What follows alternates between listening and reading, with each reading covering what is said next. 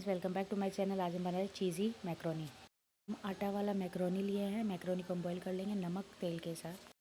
Macaroni जैसे हमारा boil हो जाएगा तो उसे हम स्ट्रेन कर लेंगे और ठंडे पानी से धो लेंगे। आपके पास जो वेजेस आपको काट लीजिए, ginger, garlic, capsicum, onion, tomato, मैं ये इतना काट ली थी। बटर में हम मिर्ची, अदरक, लहसुन, प्याज और कैप्सिकम डाल के भूज लेंगे।